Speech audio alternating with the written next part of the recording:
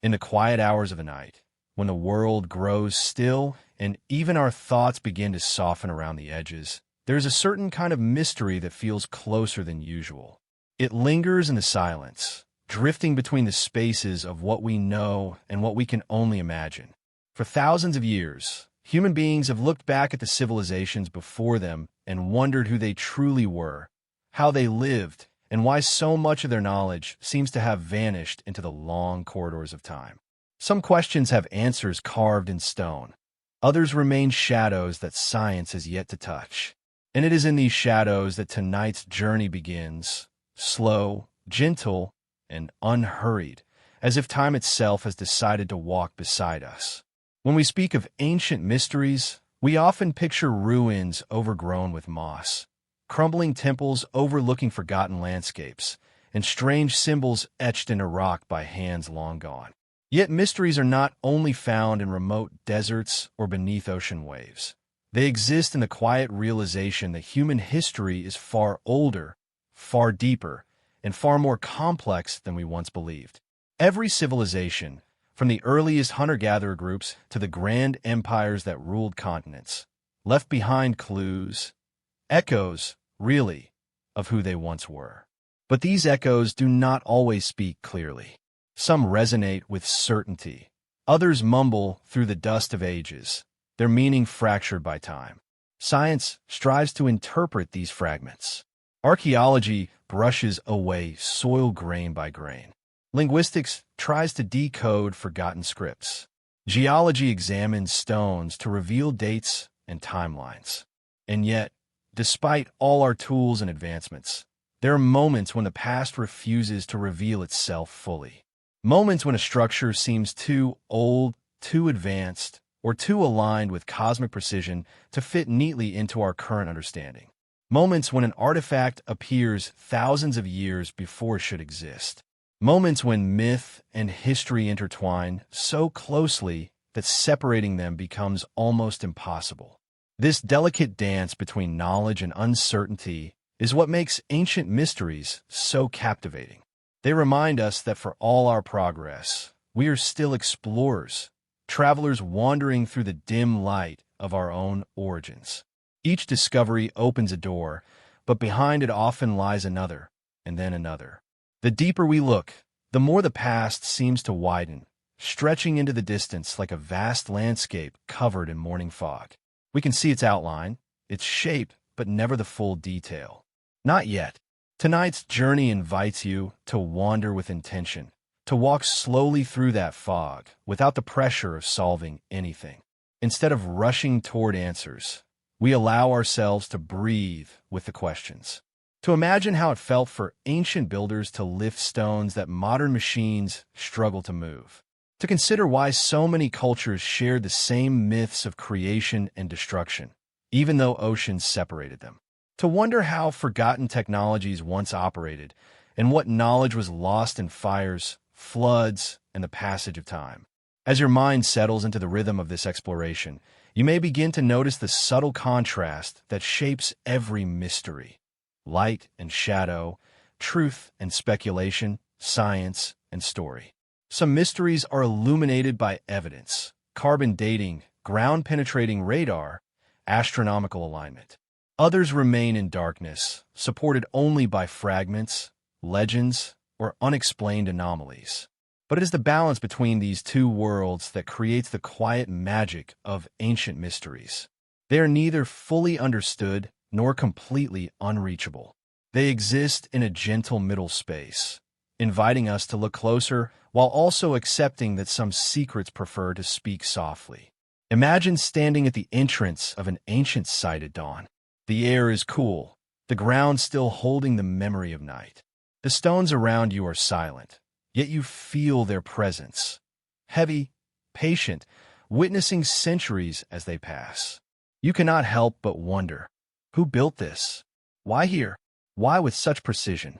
Every step closer feels like stepping into another lifetime, one where the world was shaped by hands that understood nature, stars, and the rhythms of the earth in ways we're only beginning to rediscover.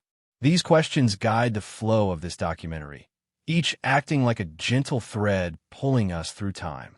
We will move from resonant temples designed to alter sound, to structures aligned perfectly with constellations, to myths that echo across continents as if carried by shared memory. We will explore underwater ruins lost to rising seas, vast tunnel networks carved beneath the earth, and artifacts whose origins defy timelines. We will encounter languages that no one alive can read, stories of beings who arrived from the sky, and cycles of destruction that ancient cultures believed shaped the world again and again. But for now, we remain here, in the beginning, where curiosity awakens but does not overwhelm, where the night is calm, the pace is gentle, and the unknown feels like a companion rather than a puzzle. As this journey unfolds, let your mind drift comfortably between fact and possibility. Allow the mysteries to settle like soft echoes, not demanding answers, but offering a deeper appreciation of the vast, uncharted history beneath our feet. And so, with a quiet breath, we step forward toward the first mystery, the first whisper from the ancient world, ready not to solve but to listen.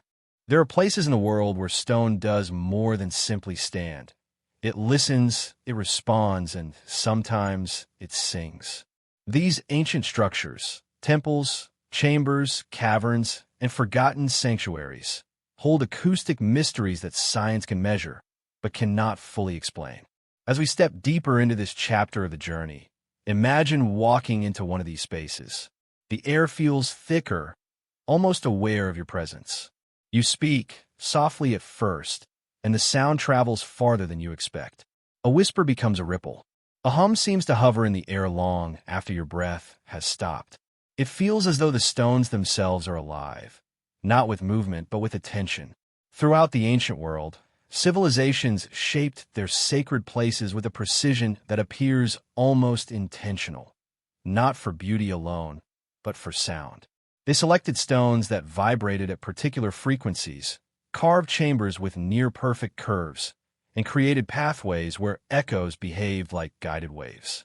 Some of these places amplify sound so powerfully that even the slightest murmur carries effortlessly from one end to the other. Others dampen noise in a way that feels impossible, as if absorbing the world's chaos to leave only stillness behind. Consider the hypogeum of Saflieni in Malta, a subterranean complex carved thousands of years ago. Within its oracle room, a voice resonates at frequencies that seem to reach deeper than the ear, vibrating through the body rather than across the air. Researchers have tested these acoustic properties with modern equipment. They can record and analyze the resonance, yet they cannot fully explain the purpose behind it. Was it designed for rituals? Healing? Communication? Or is it the result of a knowledge long forgotten? Knowledge that blends architecture with a primal understanding of sound? Other ancient sites behave in similarly uncanny ways. In the temples of Egypt, certain columns produce tones when struck gently, as if tuned like massive stone instruments. In Andean structures, like the remains near Machu Picchu, footsteps echo with strange clarity against walls shaped by polygonal stonework, each piece fitting so tightly that even a blade of grass cannot slip between them. In Chichen Itza, a single hand clap at the base of the pyramid returns as the chirp of a sacred bird, too precise to dismiss as coincidence, too mysterious to claim full understanding. Archaeologists and acoustical engineers offer theories. Resonance chambers may have enhanced chants or prayers. Echo patterns might have been used to mimic natural sounds or amplify the voice of a priest, creating an atmosphere of awe and reverence. But there is always something missing in these explanations. The level of precision, the intentional shaping of sound, the way certain frequencies affect the human mind. These elements suggest knowledge that seems both familiar and strangely advanced.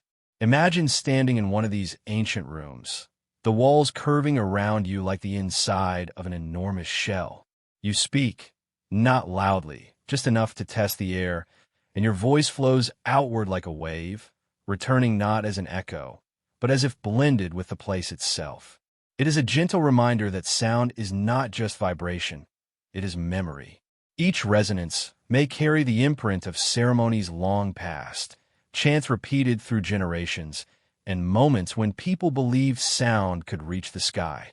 There is a curious contrast in these sites between the physical and the intangible. The stones are solid and unmoving, yet their true magic lies in something invisible: frequency. This contrast embodies the broader mystery of ancient acoustics, how material and immaterial worlds intersected in human understanding. The builders of these structures likely knew something we are only rediscovering today: that sound can influence emotion, shape perception, and perhaps even alter consciousness.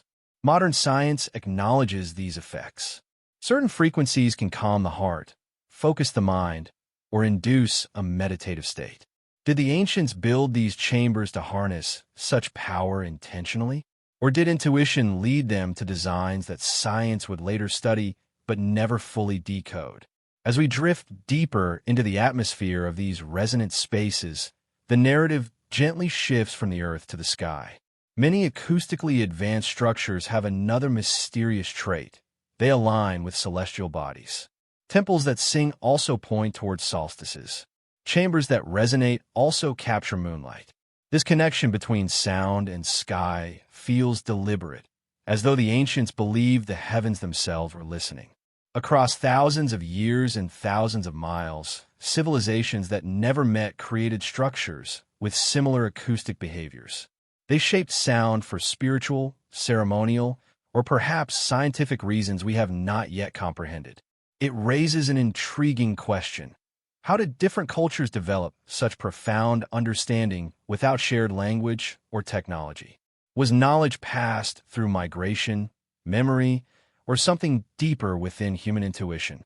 The more we explore, the more we sense that these resonant spaces were not accidental. They were crafted by people who observed the world with an intensity we might no longer possess. People who saw the night sky not just as stars, but as a map of stories, patterns, and rhythms. People who understood that sound could echo across stone just as constellations echo across time. In the dim glow of torchlight, imagine priests chanting in a deep, steady rhythm. Their voices rise and fall, vibrating through chambers built to enhance each note. The air itself may seem to thicken, as though sound is shaping space. To them, this experience was not mysterious. It was sacred, purposeful, a bridge between the human world and whatever lay beyond. To us, it remains a puzzle that blends the measurable with the mystical. As we leave these whispering walls behind, the transition becomes gentle, moving from the resonance of stone to the resonance of the stars. If ancient builders shaped sound with such precision, what else did they shape? What else did they know? Many of the most enigmatic structures on Earth are not only acoustic wonders, but also celestial ones. Their layouts mirror constellations. Their angles follow solar paths. Their shadows mark cosmic cycles. And so, our journey shifts upward, from chambers that echo human voices to monuments that reflect the voice of the sky. What we discover next invites us to look above, to see how ancient civilizations align stone with starlight, earth with the heavens, and human memory with the eternal patterns overhead. Across the ancient world, countless structures seem to reach upward, not in height alone, but in intention. They were built not only to honor gods or mark territories, but to mirror the heavens with astonishing precision. As we step into this part of the journey, imagine standing in an open field at dusk, the last traces of sunlight fading into a canvas of deep blue. Above you, the first stars appear, quiet and patient. Now imagine that every stone beneath your feet has been placed to reflect those same stars, as though the sky had been brought down to earth. Civilizations separated by oceans and centuries built monuments that align with celestial bodies so precisely that, even today, modern instruments confirm the perfection of their designs. Pyramids in Egypt reflect the belt of Orion. Stone circles in Britain frame the rising sun on solstices. Temples in Cambodia mirror the motion of constellations across the year. This pattern repeats across cultures that, as far as we know, had no contact with one another. Yet somehow, they shared the same language of the sky. Science explains part of this phenomenon through astronomy and observation. Ancient people lived under open skies, their nights guided not by artificial lights, but by stars that pulsed with a sense of mystery and meaning. They charted these lights, recorded their movements, and built monuments that tracked celestial cycles crucial for agriculture, ritual, and navigation. But the deeper we look, the more questions arise. Questions that stretch beyond practicality into realms of intention and symbolism. How did these civilizations achieve such accuracy without modern tools? How do they measure distances, angles, and alignments with a precision that, in some cases, rivals modern technology? The tools they used, if they existed, have mostly been lost. The knowledge they carried seems fragmented, scattered across myths, and carved into stones that no longer speak clearly. And yet, the monuments remain, silent testimonies to a mastery that science acknowledges but cannot fully decode. Imagine walking among the stones of a place like Stonehenge at dawn. Each massive pillar stands as though frozen mid-motion, forming a circle that has watched the sun rise for thousands of years. Archaeologists can explain the alignment with the summer solstice, but they cannot explain the incredible effort required to transport and position the stones so precisely. Nor can they fully understand why the builders cared so deeply about marking celestial cycles. Practicality alone does not account for this level of devotion. In the dry heat of Egypt, the Great Pyramids align almost perfectly with the cardinal directions. They form a constellation-like map on Earth that mirrors the stars of Orion's belt as they appeared in the ancient sky. The precision is so striking that even the slightest deviation can be measured, but the reason behind such intentional alignment remains a subject of debate. Was it symbolic? Spiritual? A way to honor gods believed to dwell among the stars? Or did these builders inherit knowledge from a tradition far older than we currently recognize? As we drift further along this path, the documentary gently explores similar mysteries in South America. The Nazca lines stretch across the desert, forming shapes best seen from the air, yet created long before any known ability to fly. Some lines align with solstices, others point toward constellations known to the ancient Andean people. The geometric complexity suggests a combination of astronomical knowledge and spiritual significance, designed to connect Earth with the heavens in ways modern observers can feel but not fully interpret. There's a contrast that emerges here, subtle but powerful. The contrast between the visible and the invisible. The stones and lines, the shapes and angles. These are visible, measurable, undeniable. But the intentions behind them, the beliefs and meanings woven into their designs, those remain invisible, lost to time. We can measure alignment, but not purpose. We can calculate angles, but not beliefs. And it is within this gap that mystery continues to flourish. Consider the temples of Angkor in Cambodia. Their layout mirrors the constellation Draco across vast distances, the central towers rising like stars turned to stone. The builders did not leave behind blueprints explaining their choices. Instead, they let the heavens guide their hands, creating a terrestrial reflection of the cosmos. Some researchers propose that these designs were meant to represent cycles of creation and destruction, linking human existence to celestial rhythms. Others believe the intention was symbolic of divine order, a way to harmonize life with the eternal patterns overhead. As night deepens and the stars above grow brighter, the narrative flows toward a single, lingering idea. Ancient builders were not merely constructing temples and monuments. They were building conversations between humanity and the sky. Every alignment, every angle, every carefully placed stone seems to whisper the same message. Look upward. Remember your place in the vastness. It is humbling to imagine that long before telescopes or satellites, long before modern astronomy named and categorized the stars, ancient people already understood the sky as a living map. To them, it was a guidebook, a calendar, a spiritual realm, and perhaps even a memory, all woven together. Their architecture was not separate from the heavens. It was a continuation of them. And so we are left with questions that invite quiet contemplation. Did ancient people possess advanced knowledge that was later lost? Did they inherit astronomical understanding from an earlier, forgotten era? Or did human intuition lead them to insights we underestimate today? None of these possibilities can be fully proved or disproved. The evidence lies in stone, but the meaning lies in silence. As our gaze rises from the stones to the stars, the journey begins to shift once more, from celestial maps drawn on the earth to celestial stories carried through myth. If so many cultures built their monuments to mirror the heavens, could this connection extend beyond architecture into memory itself?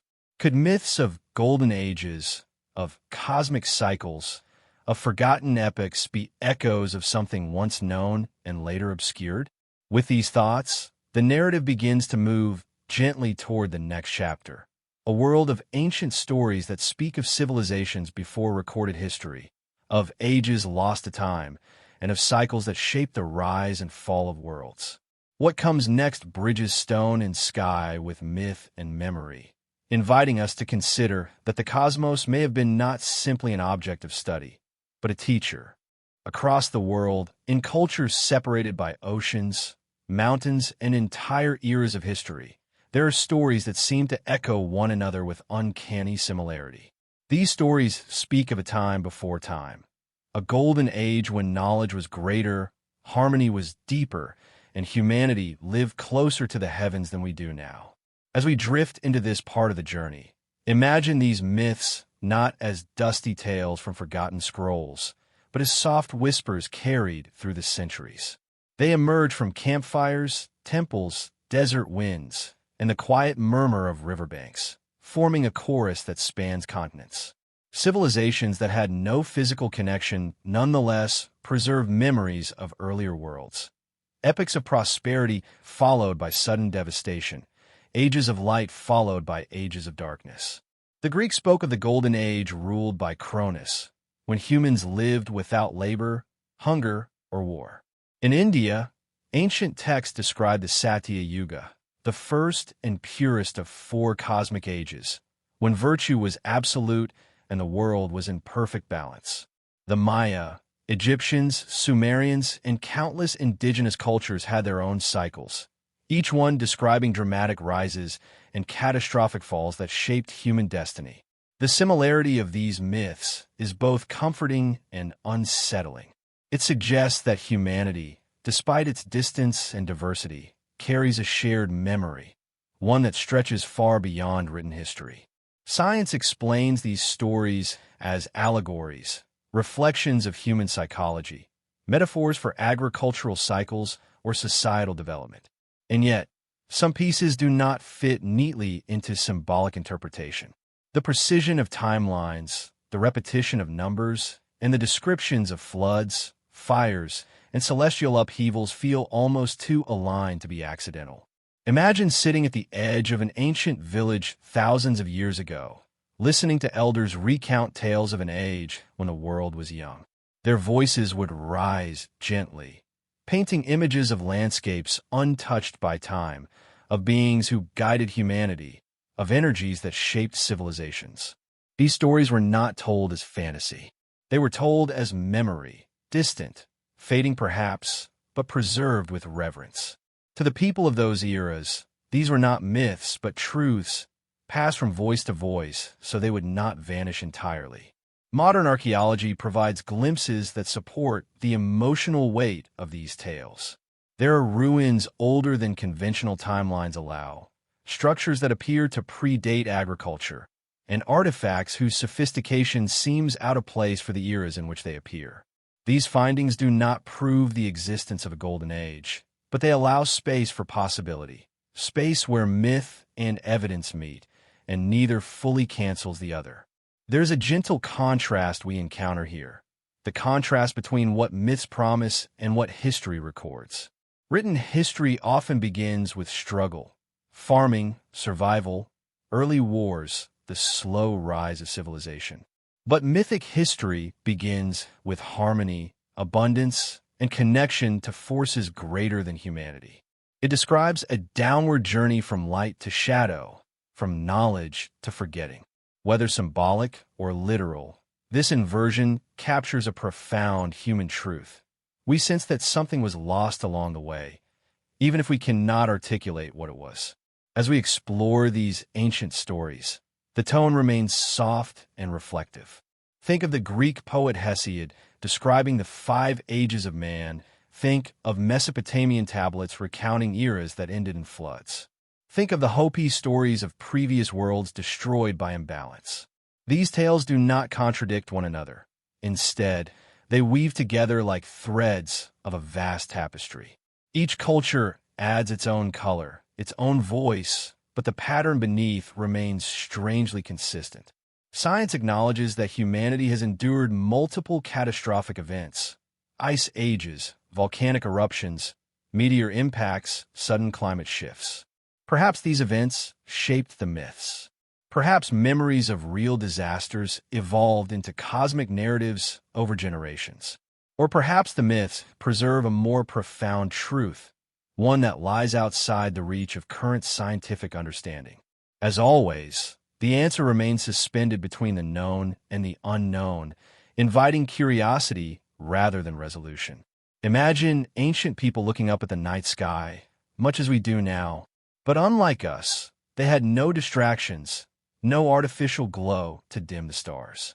The sky was their calendar, their compass, their teacher. They saw patterns not just in constellations, but in the great cycles of time.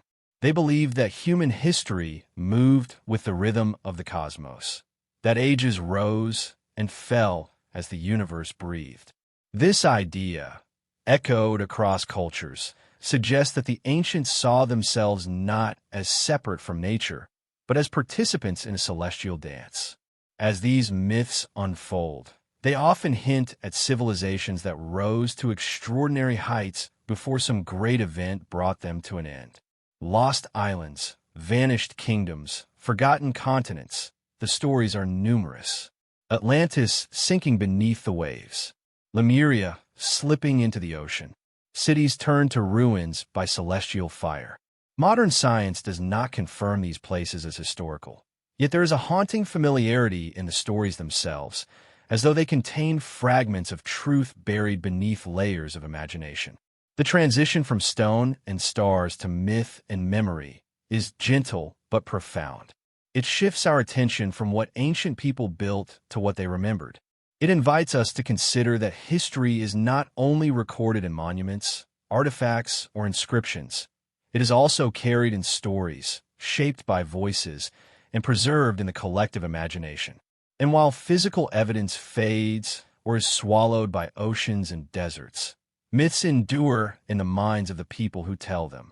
In this quiet space between fact and legend, we begin to sense something deeper, a yearning shared across all of human history, a desire to understand where we came from, what we once were, and what might have been lost.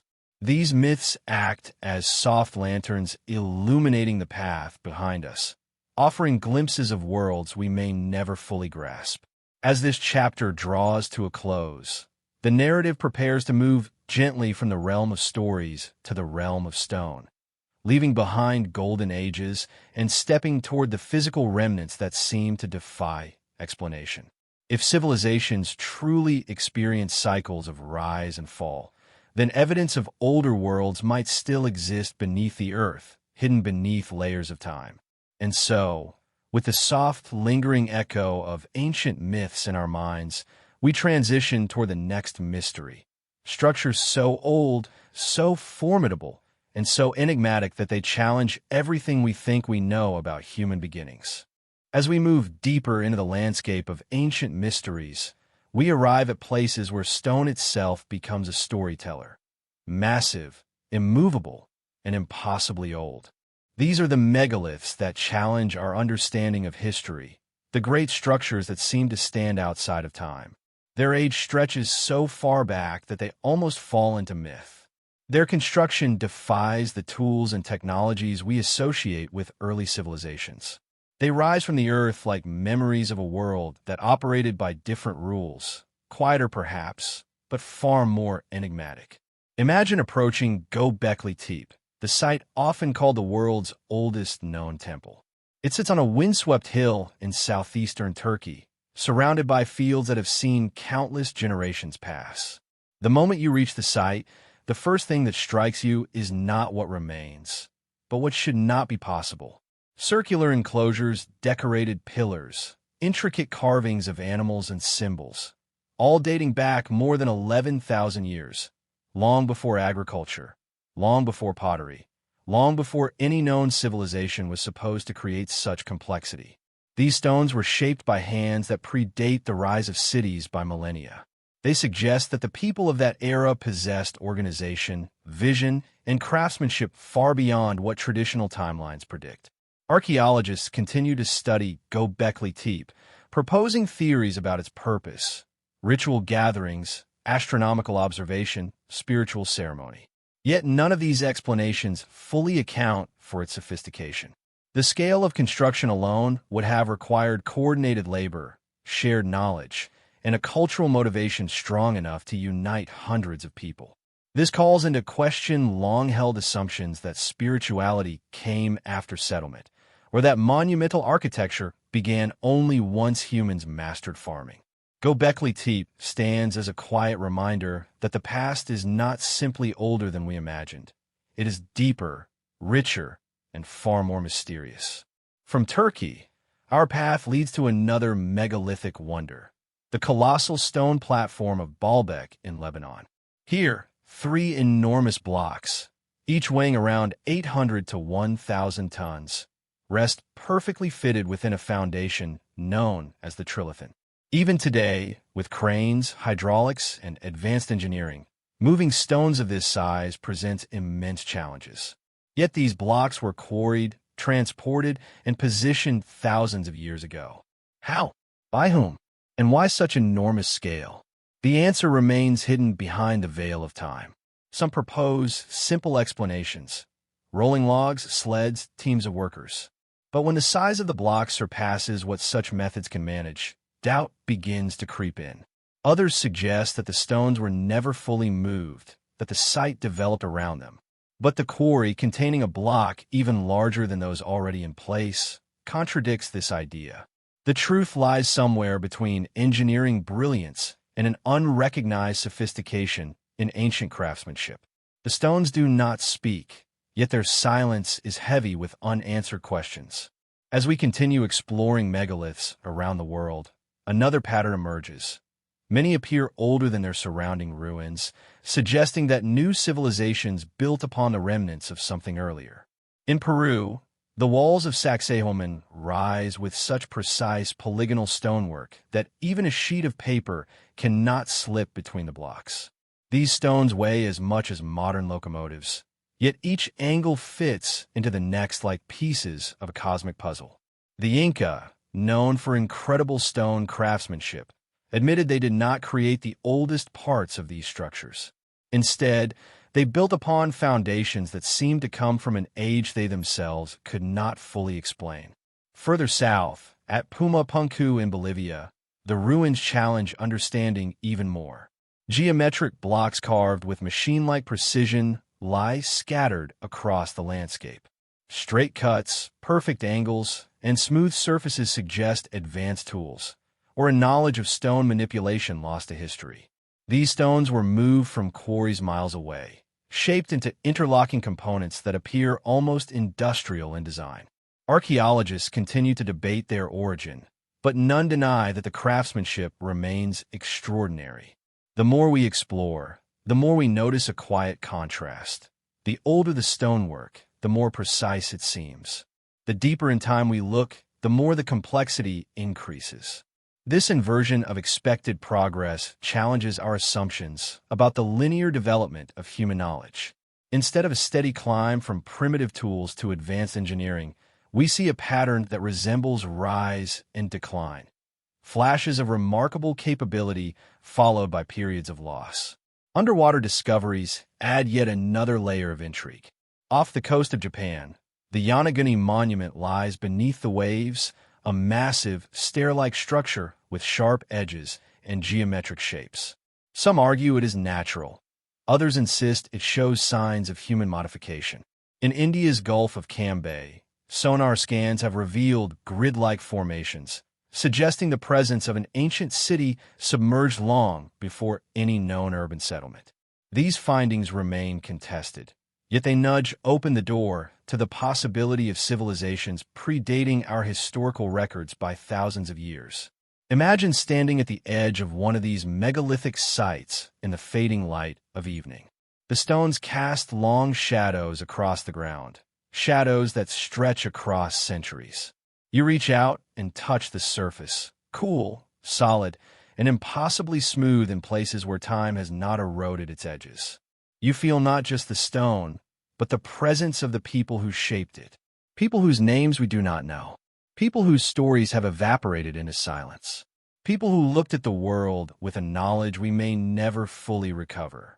Science continues to study these sites, offering explanations that are careful, grounded, and rational. It suggests that ancient people possessed ingenuity, cooperation, and patience on a scale we sometimes underestimate. And these qualities indeed played a role.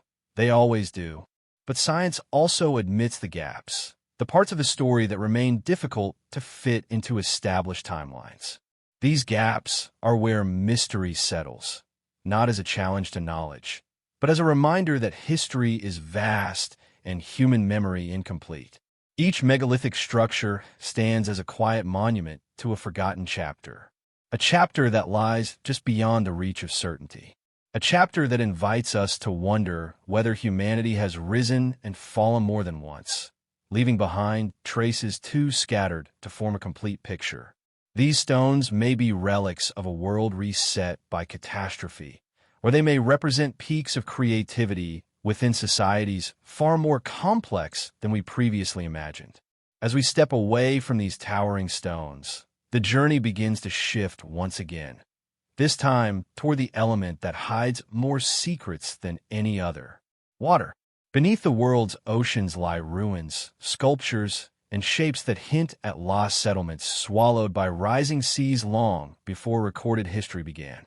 And so, the path ahead carries us gently from the highlands of ancient megaliths to the quiet depths of drowned worlds, where silence is even older and mysteries drift in currents untouched for millennia.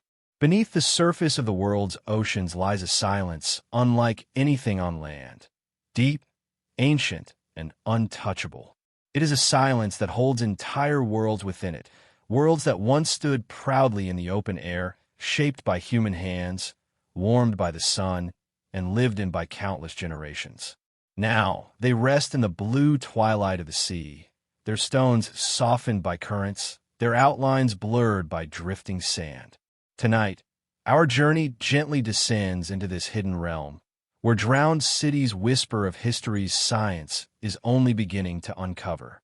As sea levels rose at the end of the last ice age, vast portions of Earth's coastlines were swallowed by water. Entire landscapes disappeared, taking with them settlements, temples, and perhaps civilizations older than we dare to imagine. Modern sonar, submersible technology, and deep-diving expeditions have revealed traces of these forgotten places: shadows of walls, straight lines carved into bedrock, columns toppled like sleeping giants. Some are unmistakably human-made. Others linger at the boundary between natural formation and ancient engineering. But all share the same haunting quality. They should not be there, yet they are. One of the most debated underwater structures lies off the coast of Japan, near the island of Yonaguni. As the diver approaches, shapes emerge from the dim blue water. Sharp angles, broad terraces, and what appear to be steps rising in geometric layers. The structure looks like a submerged ziggurat, as if an ancient city sank intact beneath the waves. Some scientists argue it is natural, shaped by erosion and tectonic shifts. But others point to features that seem intentional: right-angled corners, pillar-like formations, and flat surfaces that mimic architectural planning. No one can say for certain. The Yanaguni Monument sits quietly in the depths, indifferent to debate, inviting only contemplation. Further west, along the coast of India, the Gulf of Cambay holds mysteries even more challenging to categorize.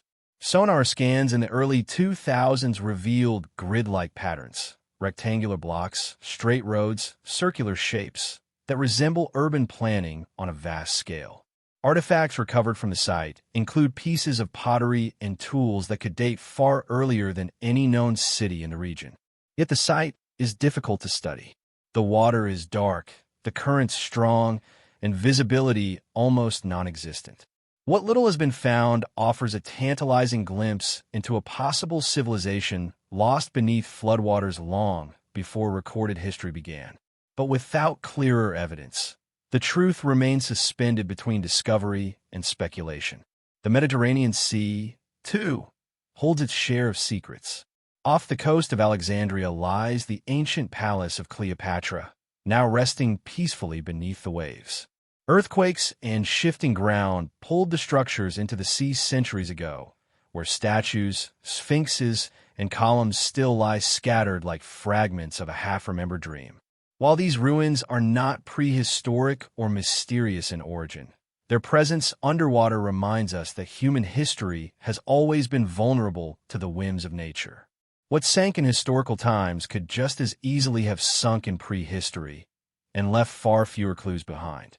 Off the coast of Greece, near the island of Pavlopetri, lies another submerged city, one of the oldest known in the world. Streets, buildings, and courtyards remain clearly visible beneath shallow water. The city is dated to around 5,000 years old, but experts believe earlier structures may lie deeper still, hidden from easy access. Pavlopetri proves that underwater settlements do exist, and that rising seas have indeed erased chapters of human development. It is a quiet reminder that what we have discovered may be only a fraction of what once was.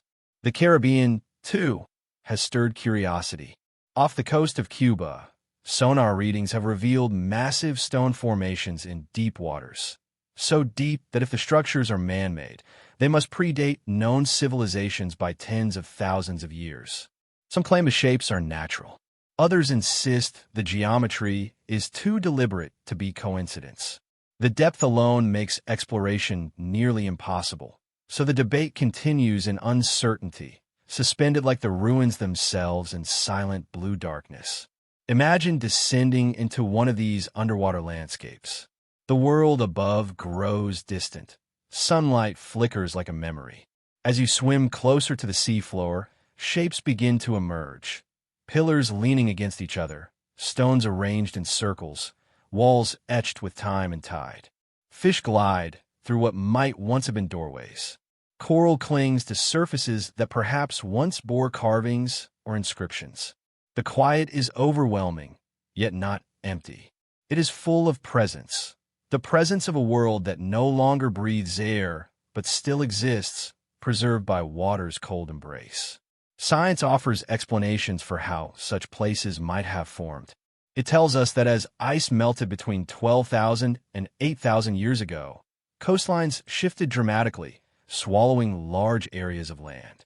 Human settlements on those ancient shores would have disappeared beneath the rising waters. Some underwater discoveries likely belong to early coastal communities, but science also acknowledges its limits. It cannot yet determine how many sites lie undiscovered or how advanced those early societies might have been. The ocean hides more than land ever could, and its depths guard their secrets well. There's a quiet, poetic contrast in these drowned worlds. Structures meant for the living now watched over by silence.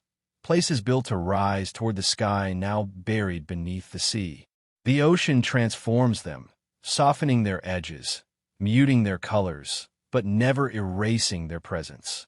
They exist in a state between memory and forgetting, a kind of timeless drift untouched by the noise of modern life. These underwater ruins also raise deeper questions.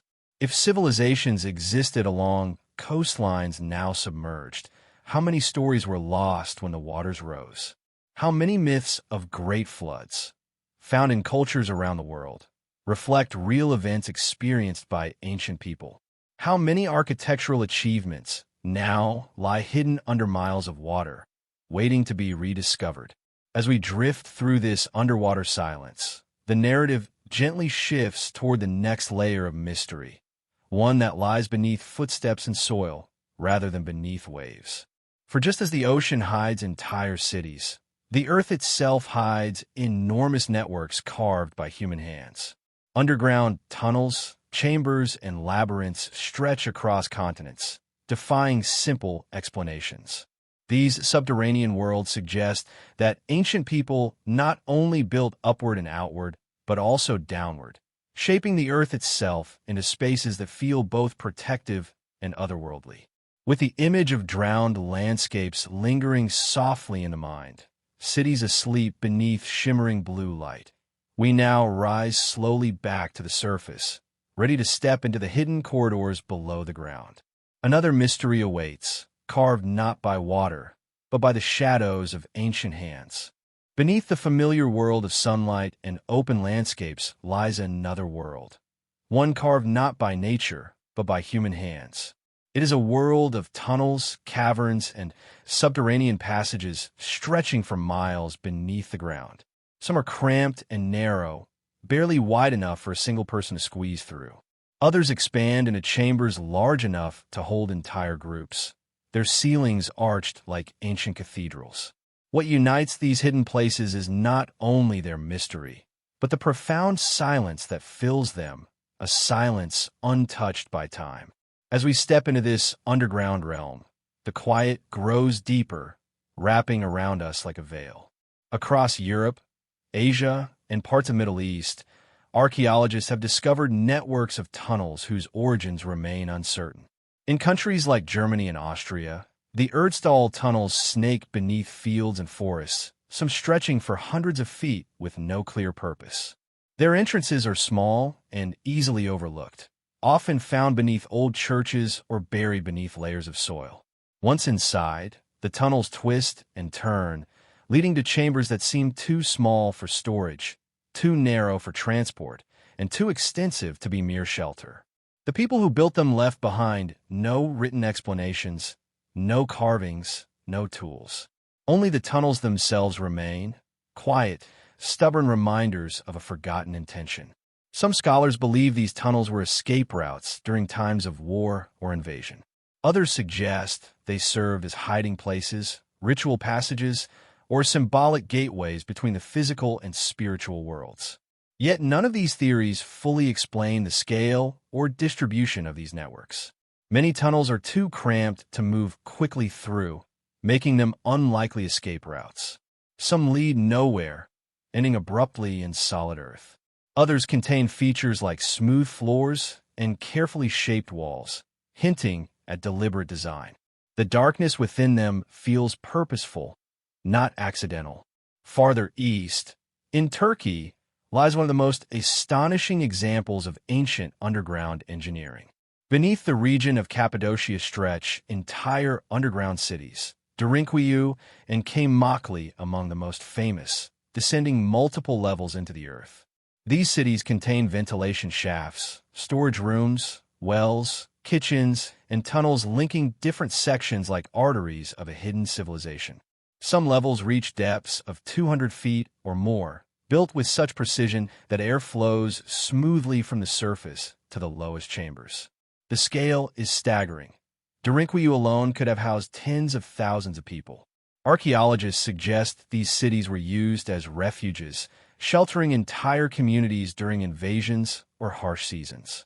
Yet there are details that complicate this explanation. The depth and complexity go far beyond what simple refuge would require. Carved stone doors weighing hundreds of pounds could be rolled into place to seal off corridors. Tunnels between cities indicate coordination across large distances.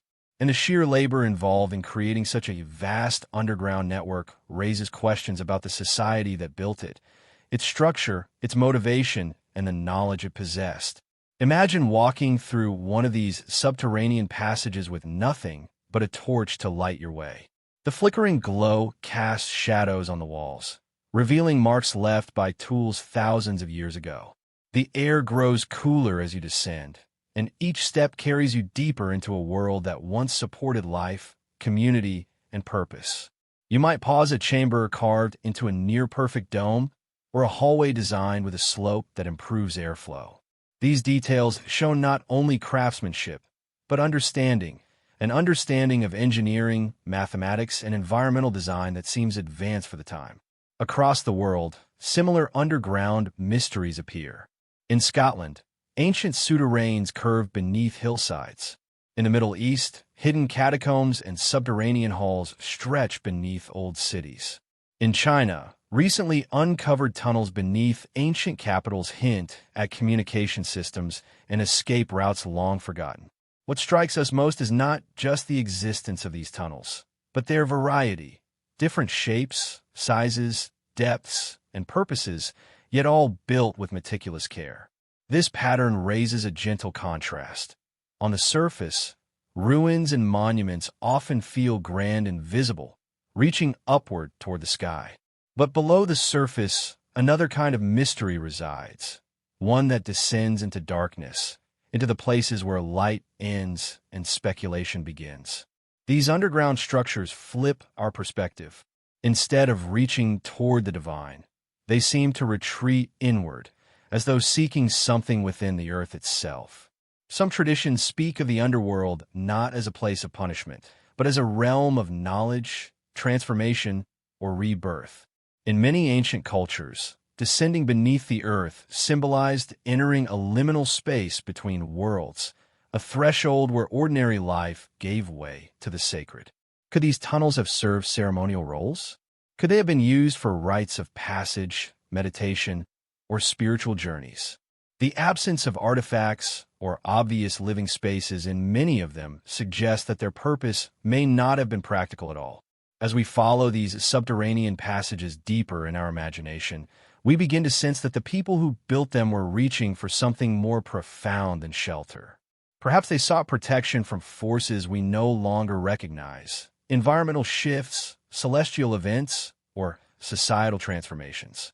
Or perhaps they were preserving traditions from a forgotten era, using the earth itself as a sanctuary for memories too sacred to leave exposed on the surface.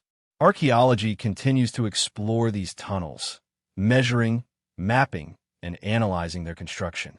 But much like the megaliths above ground, the underground networks resist simple classification. They exist outside straightforward evolutionary models of human development. They feel like remnants of a knowledge that emerged suddenly and vanished quietly, leaving behind only these winding, enigmatic corridors. As we contemplate these silent tunnels, the journey begins to transition subtly from the vast scale of engineered spaces to the intimate mysteries of objects, small artifacts that hold secrets of their own. The tunnels have shown us how ancient people shaped the world around them on a grand scale, carving out realms both above and below. But the next chapter invites us to look closer at objects so small they can rest in a single hand, yet carry mysteries as deep as any subterranean city. With the faint echo of underground passages still fading in the mind, we rise slowly back toward the surface, ready to explore the relics that defy chronology, objects scattered across continents, hinting at stories we have yet to fully unravel. As we rise from the hidden world beneath the earth, the perspective shifts. We leave behind vast tunnels, monumental chambers, and stone corridors carved with intention. Now, our attention narrows, turning towards something smaller, more intimate, objects that fit in the palm of a hand, yet hold mysteries large enough to challenge entire timelines. These artifacts appear in museums, in dusty storage rooms, in remote archaeological sites, and sometimes in unexpected places where someone stumbles upon an object and realizes they are holding a question that has no certain answer. These enigmatic relics share a common trait. They seem to exist outside the chronological order we expect. Some appear older than they should be. Others appear too advanced for their era. A few seem wildly out of place, found thousands of miles from the cultures that supposedly created them. And while science works tirelessly to offer rational explanations, these objects resist full understanding, lingering in a quiet space between curiosity and impossibility. Imagine, for example, a delicate figurine carved with extraordinary detail, discovered in a layer of earth that predates the civilization it resembles. Archaeologists examine it carefully, noting the craftsmanship, the style, the materials. They compare it with known artifacts, searching for context. But when the estimated age does not align with established timelines, the questions grow louder. Was it an isolated creation by an unknown artisan? Evidence of cultural contact, once assumed impossible? Or a remnant of a forgotten tradition that surfaced briefly before fading again into obscurity? Then there are the metallic objects, small tools, gears, spheres, and curiosities discovered in geological layers where they should not exist. These finds spark intense debate, not because they prove anything extraordinary, but because they complicate the simplicity of linear history. Most of these anomalies eventually find plausible explanations. Natural formations mistaken for tools, later contamination of older soil layers, mining debris misinterpreted as ancient craftsmanship.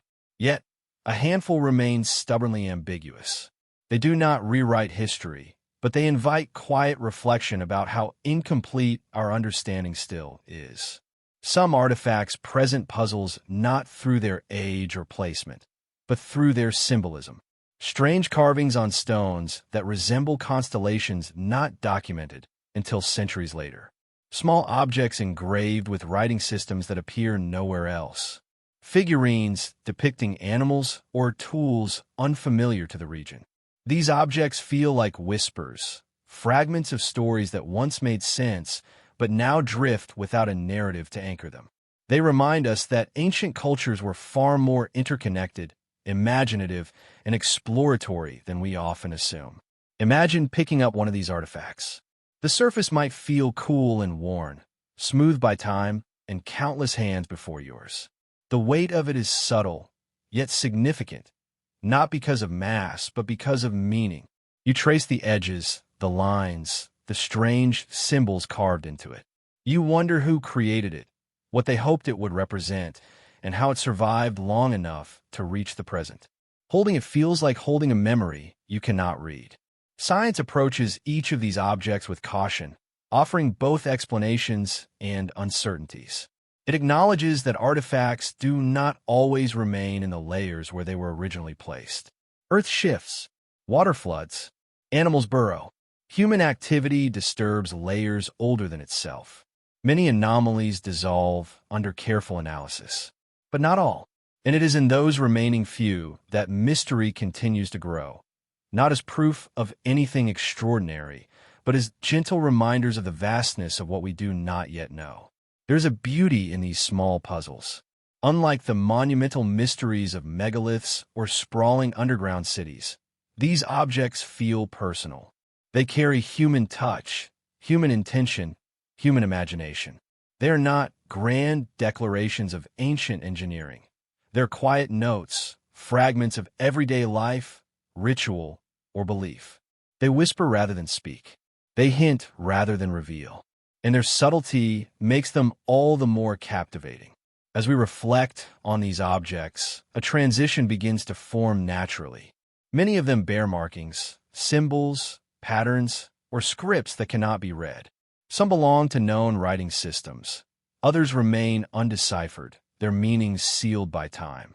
These mysterious languages move our journey from physical artifacts to intellectual puzzles, from the tangible to the symbolic. If small objects can outlive their context, then written words, etched into clay, carved into stone, painted on a skin, can survive even longer, yet still lose their voice. And so, with these enigmatic relics still lingering softly in the imagination, we drift toward the next realm of mystery. Ancient languages and scripts that remain unsolved, messages sent across millennia that wait patiently for someone to understand them. Among all the relics left behind by ancient civilizations, perhaps the most haunting are the ones that try to speak to us but cannot be understood. Scripts carved into stone, inked on a parchment or pressed into clay, last for thousands of years, surviving long after their creators vanish. And yet, without the key to unlock their meaning, these writings become silent. Letters without voices, sentences without breath. Tonight, we drift into the quiet realm of undeciphered languages, where humanity's oldest messages wait patiently, suspended in time. Imagine standing before a stone tablet covered in symbols that feel both familiar and strangely alien. Each mark represents intention. Someone carved it carefully, believing it would communicate something important. Perhaps a story, a prayer, a record, a warning. But now, without understanding, the words become shapes, beautiful, mysterious, and unreachable. The gap between meaning and silence becomes a soft tension, a quiet ache that invites contemplation rather than frustration. Around the world, several ancient scripts remain untranslatable despite decades or even centuries of study. One of the most famous is the Indus script, scattered across seals and pottery found in the ruins of the Indus Valley civilization. These small carvings feature brief sequences of symbols, too short for clear linguistic patterns, yet too intentional to be random. Scholars debate whether it represents a full written language or a symbolic system. But as long as no bilingual inscription exists, no ancient Rosetta Stone for comparison, the script remains locked. We understand the civilization's cities, their engineering, their art, but not their words. Their voice, ironically, is the part we cannot hear. Equally enigmatic is Rongorongo, the mysterious script of Easter Island. The glyphs curl and twist like plants growing across wooden tablets, each symbol carved with delicate precision. The people who once read these signs are gone, and colonial disruption erased the knowledge before it could be preserved. The script might record genealogies, myths, rituals, or calendars, or maybe something entirely unique. Today, researchers attempt to decode it using modern pattern analysis, yet its meaning remains hidden beneath layers of time and loss. The island's massive stone moai statues receive much attention, but the true voice of the culture may lie in the lines of text no one can read. Then there is the Voynich manuscript, a book that seems to float in the space between sanity and impossibility. Its pages are filled with looping letters arranged into words that follow linguistic patterns, yet belong to no known language. Surrounding the text are illustrations of unknown plants, astronomical symbols, bathing women, and intricate diagrams. Every page feels like a riddle crafted with purpose. Some believe it is a coded scientific treatise. Others think it may be an elaborate hoax. Linguists and cryptographers, including modern AI systems, detect structure but cannot extract meaning. It is a book that feels alive, as if waiting for the right moment, or the right mind, to reveal itself. Undeciphered scripts carry a contrast that makes them profound. They are both extremely present and completely distant. We can touch them, see them, photograph them, but we cannot hear their stories. They remind us that communication is fragile. Meaning can vanish while the symbols remain.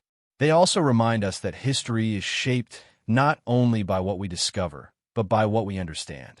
A single breakthrough could transform these texts from curiosities into voices that reshape our knowledge of the past. Across the Mediterranean, on the island of Crete, the Phaistos disk continues to puzzle scholars. Pressed into clay are spiraling symbols that look like a proto-alphabet shared with no other known culture. Some believe it to be a ritual artifact, others a form of record-keeping. But without additional examples to compare it to, the disk floats in isolation, a single message from a world that left no other written trace. It is like hearing one sentence spoken in an unknown language, without ever learning the rest of the vocabulary. Even when the shapes of letters are understood, meaning can still remain elusive. The ancient kingdom of Elam used a script known as linear Elamite, partly deciphered, partly undecoded.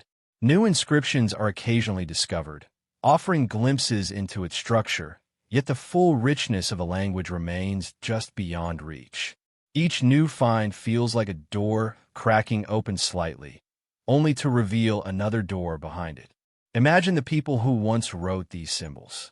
They sat at tables or kneeled on stone floors, dipping brushes into ink or pressing styluses into clay. They believed their words mattered enough to carve into permanence. They believed future generations, perhaps even modern ones, would understand. The idea that their messages now drift in silence feels both melancholic and strangely poetic. It reminds us that immortality through writing depends not only on durability, but on the fragile chain of knowledge that must be passed from hand to hand across time. Modern technology brings hope. Artificial intelligence, statistical modeling, and linguistic pattern recognition have begun to reveal structures within undeciphered texts. AI can identify repeated patterns, classify symbols, and compare them with known languages. But even the most sophisticated algorithms cannot restore cultural memory. They can detect grammar, but not meaning, rhythm, but not story.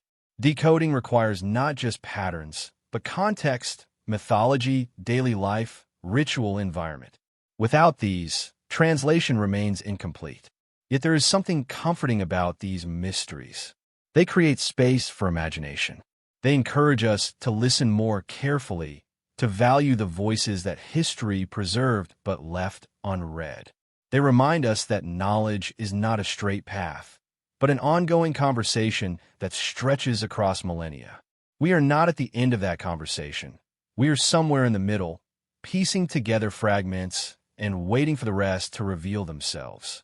As we drift further into this contemplative space, the journey begins to shift from language that cannot be read to devices that cannot be easily explained.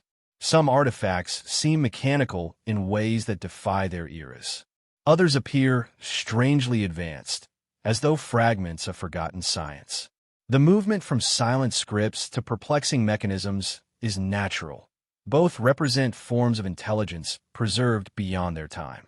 And so, with these undeciphered languages lingering in the imagination like unspoken dreams, we gently transition to the next mystery, a place where ancient engineering meets cosmic symbolism, and where the past reveals cleverness that challenges everything we assume about early human knowledge. In every era of human history, curiosity has driven us to shape matter into tools, devices, and instruments that extend our abilities. But occasionally, an artifact from the ancient world emerges that seems to exceed the expected knowledge of its time. These objects, often mechanical or symbolic in nature, sit quietly in museum cases or archaeological sites, radiating a subtle sense of impossibility. They belong to a world far older than modern science, yet they embody principles we now associate with engineering, electricity, or astronomy. Tonight, we drift into this realm of ancient devices, objects that blur the line between sacred symbol and scientific innovation. One of the most astonishing examples is the Antikythera mechanism, discovered in a shipwreck off the coast of Greece. At first glance, it appeared to be nothing more than a corroded mass of bronze fragments fused together by centuries underwater. But as researchers examined it more closely, gears began to emerge, intricate, interlocking components etched with tiny inscriptions.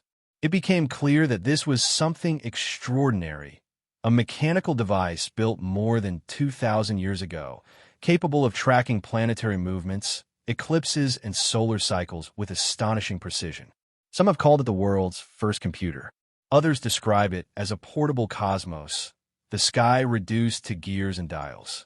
The device is not a complete mystery. Many of its functions are now understood. But what remains unexplained is the context. Who developed this level of engineering? How widespread was such knowledge? And why have no similar devices been found from that era? The Antikythera mechanism feels like a single surviving page from a long technological book that has otherwise vanished. Its presence does not rewrite history, but it challenges our assumptions about ancient capabilities. Yet the ancient world contains other enigmatic objects that push the boundaries of interpretation. The so-called Baghdad battery, clay jars containing copper cylinders and iron rods, has long sparked debate. Some researchers believe these objects may have been used to generate weak electrical currents, perhaps for electroplating or ritual purposes. Others argue they are nothing more than storage vessels misinterpreted through a modern lens. The truth remains uncertain, resting in a gentle space between possibility and skepticism. If ancient people did experiment with electricity, their knowledge left no written explanation behind, only these quiet hints.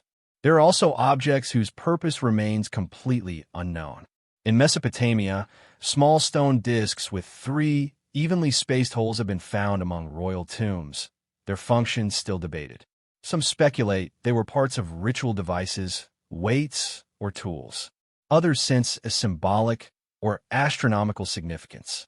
Without clear context, the objects resist classification. They exist like faint echoes, suggestive, intriguing, but ultimately silent. In the mountains of China, peculiar bronze artifacts shaped like trees, spirals, and interlocking geometric patterns have been discovered.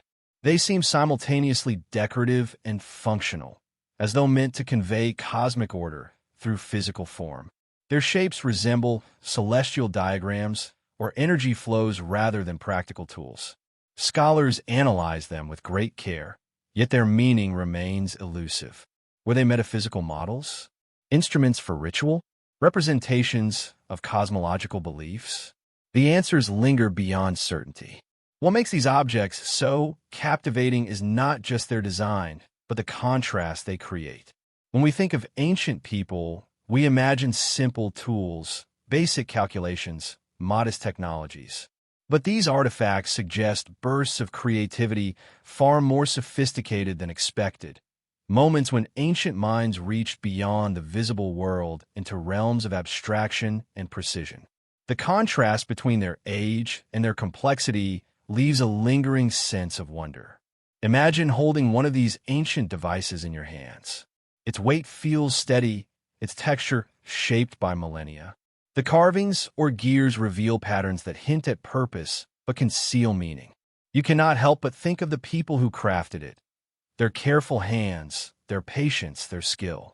Did they understand the universe in ways we have forgotten? Did they see technology not as separate from spirituality, but as a bridge between worlds? Many of these objects combine practicality with symbolism. In ancient cultures, science and spirituality were not in conflict. Astronomy was sacred. Mathematics carried cosmic meaning. Tools could be both functional and ceremonial. When we encounter an object whose purpose we cannot identify, we often attempt to categorize it through modern divisions: science or religion, tool or art. But ancient people may not have recognized such boundaries. A mechanical device might also be a sacred instrument. A symbolic artifact might also serve practical use. Their worldview blended these layers seamlessly. This invites a softer, more open approach to interpreting ancient devices. Rather than asking, what scientific principle does this demonstrate? We might ask, what understanding of the world does this reflect? The Antikythera mechanism, for instance, is not merely a calculator. It is a testament to the ancient belief that the cosmos was orderly and comprehensible. The Baghdad battery, if it truly generated electricity, may have served not for technology as we envision it, but for ritual illumination or healing.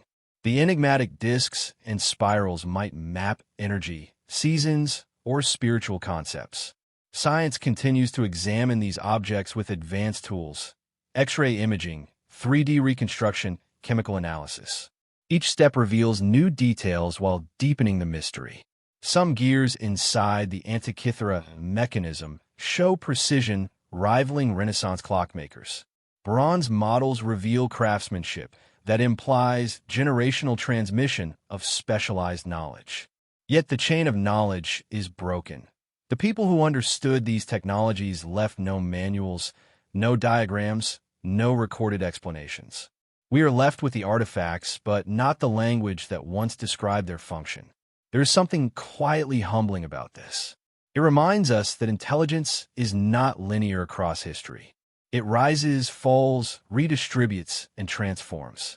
Human ingenuity has appeared in surprising places, at surprising times, sometimes flourishing briefly before fading. These objects are like sparks in the darkness, small flashes of brilliance illuminating the vast unknown of human development. As we explore these ancient devices, a gentle transition begins to unfold. If the ancient world produced technologies that surprise us, what else might it have preserved that challenges our expectations? Beyond mechanical devices lie biological enigmas, unusual skeletons, preserved remains, and genetic anomalies that raise questions about the diversity of ancient humanity. These are not as polished or deliberate as mechanical artifacts, but they carry mysteries of their own. And so, with the quiet ticking of ancient gears lingering in the imagination, the journey moves toward the next layer of enigma. Human and animal remains that blur the boundaries between myth, legend, and scientific possibility. Another chapter unfolds, inviting us to step softly into the biological mysteries of antiquity. As we drift from the realm of ancient mechanisms into the mysteries of living forms, the tone of the journey softens once more. Here, instead of gears or carved symbols, we encounter bones, mummies, and biological traces left behind by people whose lives ended thousands of years ago. These remains belong partly to science and partly to myth, for they raise questions that settle gently at the border between what is known and what is merely suggested. Unlike devices built with purpose, biological anomalies emerge as fragments, pieces of puzzles with missing edges, hinting at stories yet unfinished. Across the world, archaeologists have unearthed skeletons that do not immediately align with expectations. Some are unusually tall, suggesting individuals who far exceeded the average height of their time. Others possess skull shapes that provoke curiosity, elongated, flattened, or unusually symmetrical, as seen in regions of Peru and Africa. Many of these shapes can be explained through cultural practices, such as cranial deformation, where communities intentionally shaped the skull during infancy. Yet, even with these explanations, the sight of such remains carries a quiet intrigue, reminding us how diverse humanity once was, and how differently ancient people perceived beauty, identity, and spirituality. Occasionally, discoveries emerge that stir deeper questions. In various caves and burial sites, mummies have been found with red hair, unusual bone structures, or genetic markers that seem out of place for their geographic region. These findings rarely rewrite history, but they do nudge its edges, suggesting migrations, intermarriage, or cultural blending that textbooks have yet to map. Science analyzes mitochondrial DNA, carbon dates the remains, and studies isotopes to determine diet and movement. But even with all this, some mysteries remain, quiet gaps in the narrative that feel less like omissions and more like gentle reminders that the ancient world was far more interconnected than once believed.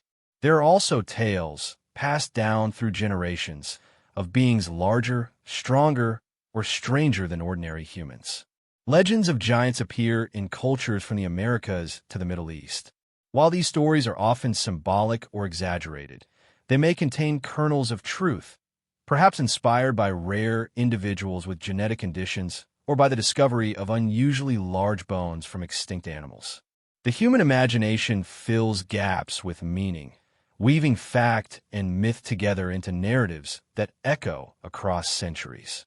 These echoes linger in burial chambers and fossil beds, whispering of a world where the line between the ordinary and extraordinary was not as sharply drawn.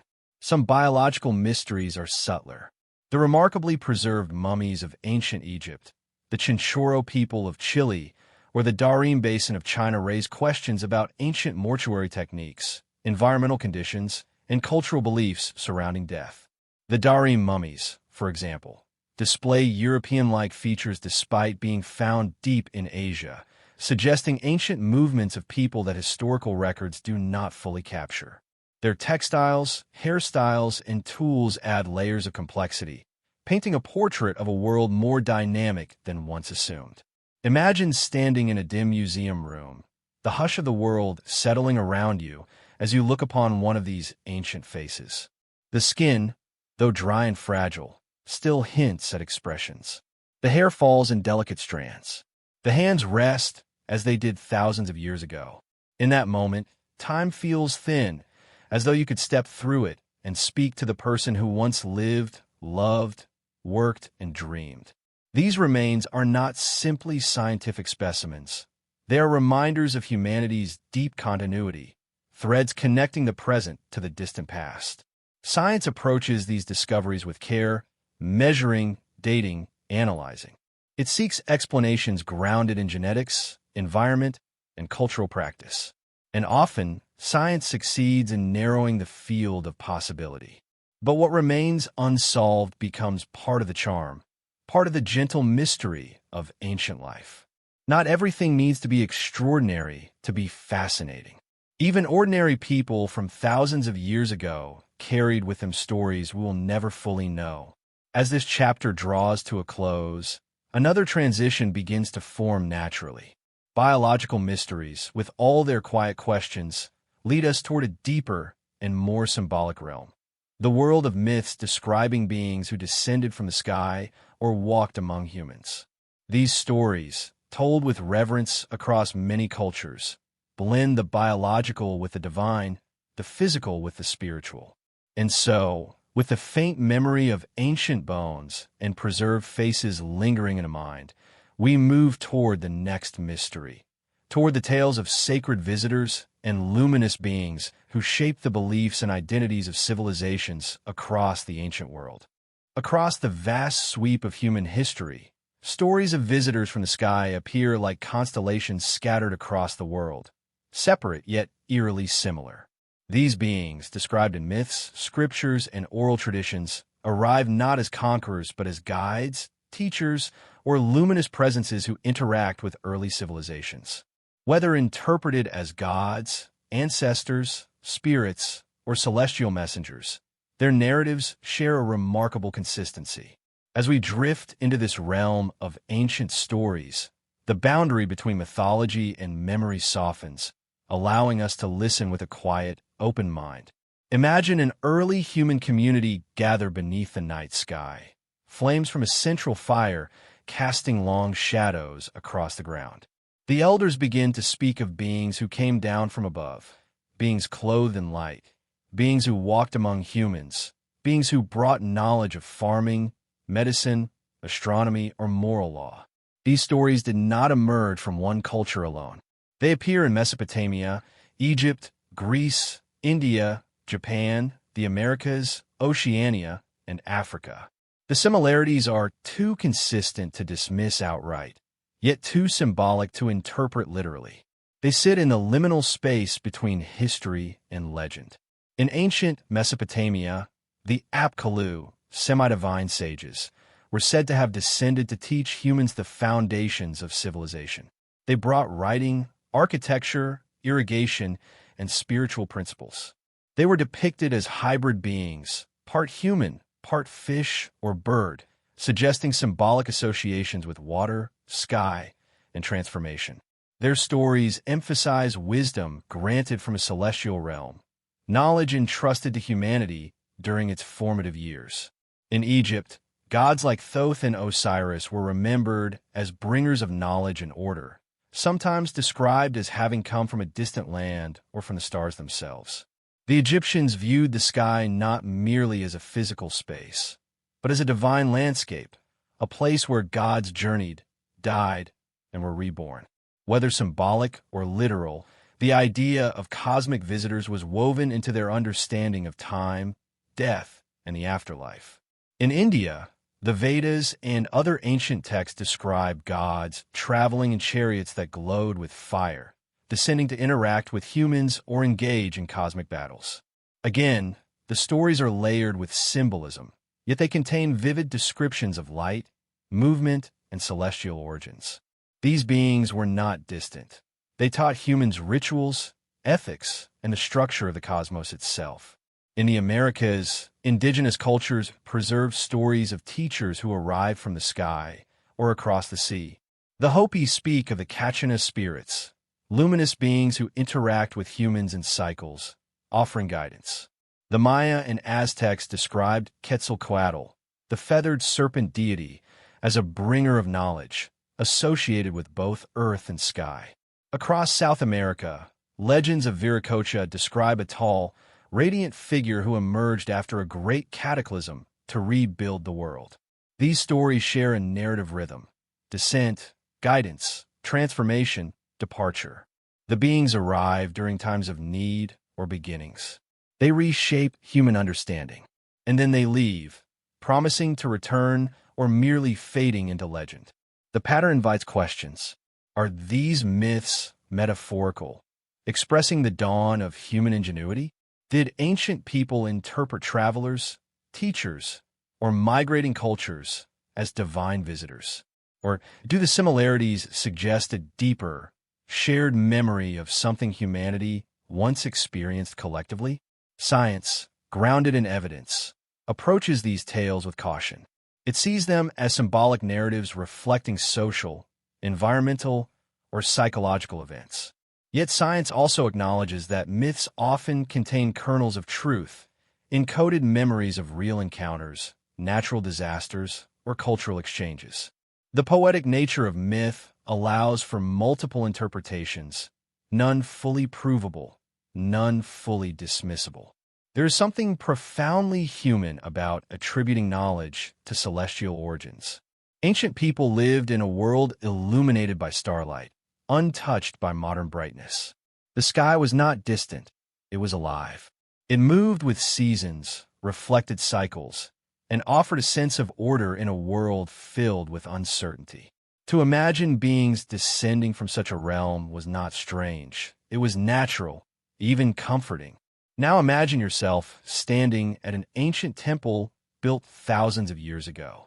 The stones around you are worn smooth by wind and time. Carvings on the walls depict figures with wings, halos, or radiant crowns. These images might represent gods, spirits, or ancestors, or they might symbolize states of consciousness, spiritual awakening, or the light of knowledge entering the human world. The ambiguity is the essence of their power. They refuse to confine themselves to one interpretation. Some stories speak of beings who arrived after cataclysmic events, floods, fires, or earthquakes, bringing stability to a world recovering from loss. In these narratives, the visitors embody hope, wisdom, and renewal. They teach rebuilding, reorganization, or new forms of worship. The overlap between these myths and the cycles of destruction found in earlier sections of this documentary suggests that ancient cultures saw cosmic order reflected in human history. Other myths describe the visitors as watchers, beings who observe humanity but rarely intervene. In some traditions, they record human actions. In others, they guard sacred knowledge. Their presence is subtle, their guidance indirect. These narratives echo the universal feeling that humanity is part of something larger, something watched over, something still unfolding.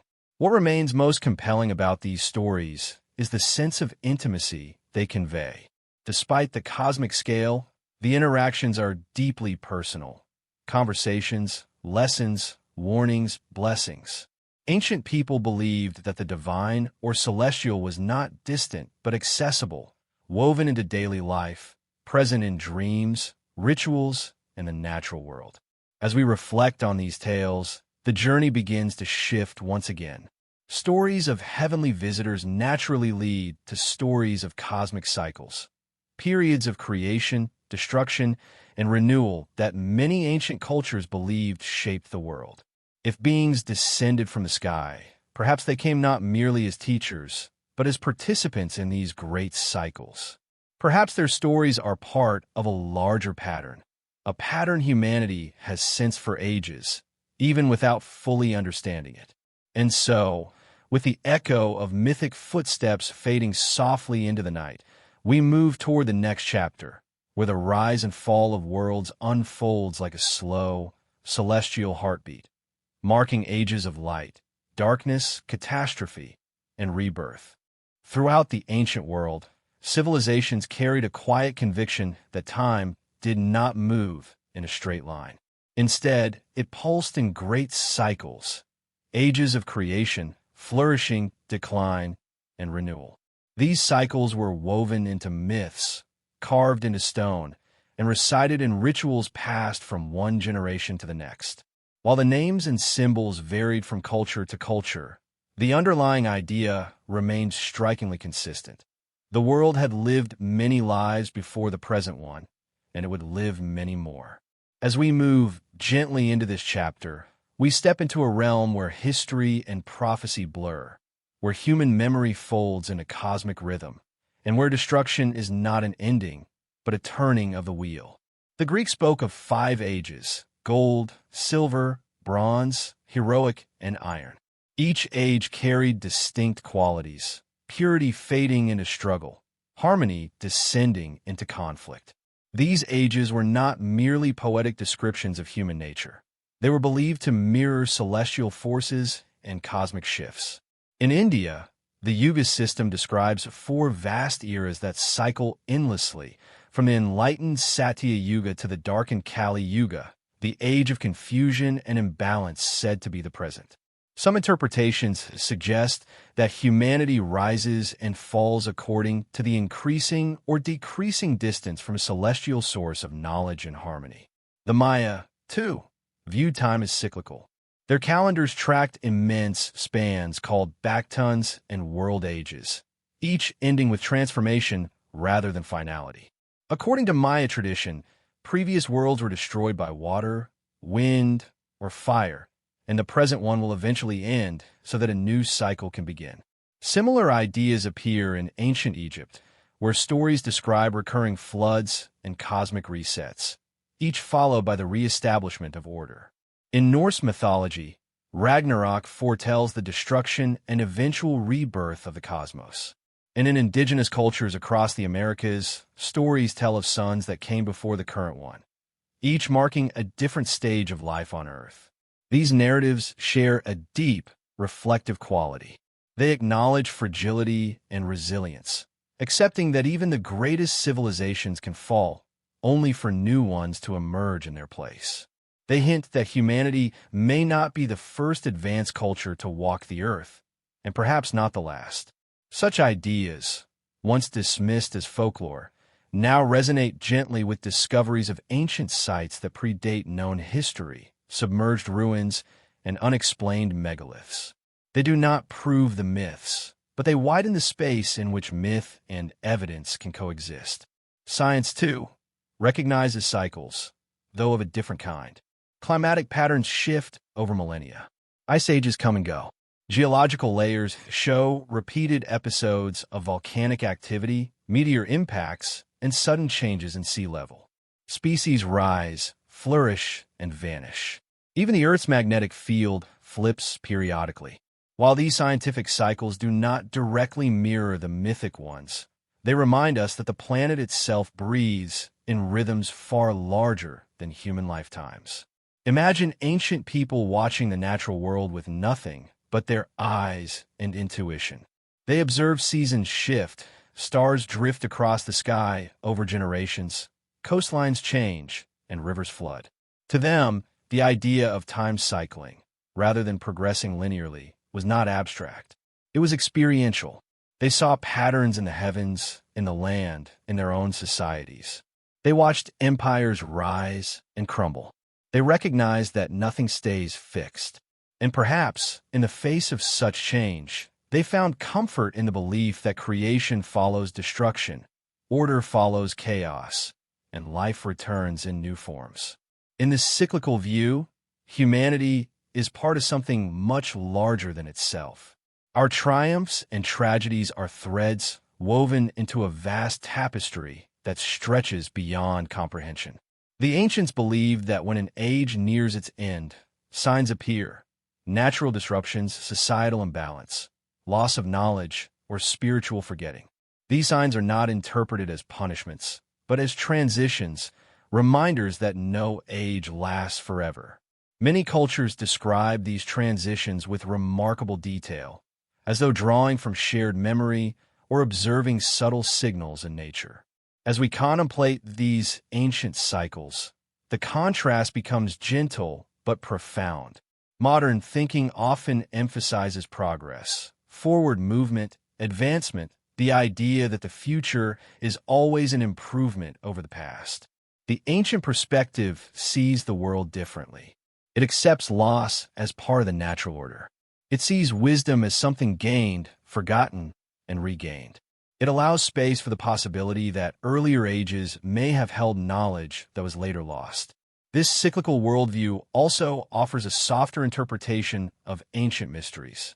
Instead of asking how early humans could have achieved engineering feats beyond their time, we might consider whether they were inheriting remnants from a previous era. Instead of viewing myths of golden ages as fantasies, we might view them as distant memories, blurred through centuries but not entirely extinguished. These possibilities do not require abandoning scientific understanding. They simply invite a broader lens, one that respects the complexity of human experience. Now imagine standing at the edge of a vast desert or along the shoreline of a quiet sea. The landscape stretches endlessly, silent except for the whisper of wind or waves. In that stillness, you can almost feel the presence of the ages that came before, the worlds that rose and fell, the people who lived and dreamed long before your time. You might imagine their fears, their hopes, their understanding of the universe. You might feel, for just a moment, connected to something timeless. As this sense of connection deepens, the narrative gently shifts. The cycles described in myths do not only concern the cosmos. They reflect human nature as well. They reveal how we interpret the unknown, how we cope with change, and how we create meaning. And in recognizing these patterns, we begin to see that the mysteries of the ancient world are not simply puzzles to solve. They are mirrors reflecting something about ourselves. With this realization settling softly like dusk, the journey prepares to turn inward, toward understanding what these mysteries reveal about the human experience. Not the structures, not the artifacts, not the myths alone, but the way they shape our identity, imagination, and relationship with the unknown. After journeying through ruins, myths, languages, and forgotten ages, it becomes clear that the mysteries of the ancient world do more than intrigue us. They reveal something subtle about who we are. When we look at lost cities or undeciphered scripts, when we trace the outlines of megaliths or listen to stories of cosmic visitors, we are not simply studying the past. We are searching for ourselves within it. The unknown becomes a mirror, reflecting both our curiosity and our longing for connection with something larger than our modern lives. Humanity has always reached for meaning. From the earliest cave paintings to the most sophisticated scientific theories, we seek patterns in the world around us. Ancient mysteries capture this instinct beautifully. They remind us that we are part of a long, unbroken chain of wonder, a lineage of question-askers, dreamers, and storytellers. When we encounter a puzzle left by people who lived thousands of years ago, we momentarily step into their minds. We wonder what they valued, what they feared, what they hoped for. In this way, the past becomes not a distant realm, but a companion walking quietly beside us. There's a gentle contrast here. We often consider ourselves more advanced, more informed, more capable than ancient civilizations. Yet when we stand before their achievements, our confidence softens. We see acoustics we cannot replicate, alignments we cannot fully explain, craftsmanship we struggle to understand. And in that moment, humility returns. These mysteries remind us that knowledge is not linear, that intelligence does not belong exclusively to the present. Every age carries wisdom, and every age loses some of it. By recognizing this, we acknowledge both the fragility and resilience of human insight. Mystery also invites imagination, which is one of the quiet forces shaping human identity. When a ruin has no clear purpose, our minds create possibilities. When a script remains undeciphered, we imagine what it might say. This imaginative space is not a weakness, it is a gift. It keeps curiosity alive. It strengthens creativity. It allows us to participate in a story far older than ourselves. And for many, this imaginative engagement becomes a source of comfort, especially in quiet hours when the world grows still. There's also something soothing about acknowledging that not everything must be solved. In a world where information constantly demands our attention, where certainty is prized and ambiguity often dismissed, ancient mysteries offer a calm alternative. They encourage us to sit with questions rather than rush toward answers. They remind us that some parts of life are meant to be explored, not conquered. The unknown becomes a gentle space, an invitation to rest, reflect, and simply be present with wonder. These mysteries also reveal how deeply humans crave connection, with the earth, with the cosmos, and with each other. A stone circle that marks the solstice is not only an astronomical tool, it is a statement of belonging to the cycles of nature. A myth of celestial beings is not just a story. It is an attempt to understand humanity's place in a vast universe. An undeciphered script shows the universal desire to communicate, even across ages. Whether thousands of years ago or today, the impulse remains the same: to make meaning, to share thoughts, to leave something behind for others to find. As we reflect on everything explored in this journey, a quiet truth emerges. The mysteries themselves are less important than the way they make us feel. They awaken curiosity without urgency, awe without fear, humility without defeat. They create a gentle bridge between past and present, reminding us that humanity has always been searching, wondering, imagining. And perhaps that is the real continuity across ages. Not the structures, not the artifacts, but the desire to understand our place in a world filled with beauty and uncertainty. In this way, ancient mysteries are not simply puzzles. They are reflections. They show us our hunger for knowledge, our vulnerability to forgetting, our capacity for creation, and our longing for connection. They remind us that the unknown is not an enemy, but a companion that softens the edges of certainty and brings depth to the human experience. And with this sense of introspection settling softly around us, the journey prepares to close. We have traveled through stone, water, sky, myth, and memory. Now, we move toward a final reflection, a quiet space where the echoes of the unknown gently fade into the comfort of night, inviting rest rather than resolution. As our long journey through ancient mysteries comes to a gentle close, the world around us seems quieter than before. The unanswered questions, the forgotten stories, and the silent ruins no longer feel like puzzles demanding solutions. Instead, they become soft companions, whispers from ages that came before us, reminders that wonder is as old as humanity itself. We have walked through temples that resonate like instruments, cities lost beneath the sea, tunnels carved by unknown hands, and myths that stretch across continents. Each mystery opened a doorway, not to certainty, but to reflection. In the calm of night, it becomes clear that these mysteries are not meant to be fully solved. They exist to show us contrast, the known and the unknown, the light and the shadow, the measured and the immeasurable. They invite us to slow down, to listen, and to remember that the world is far older, richer, and more intricate than any single perspective can contain.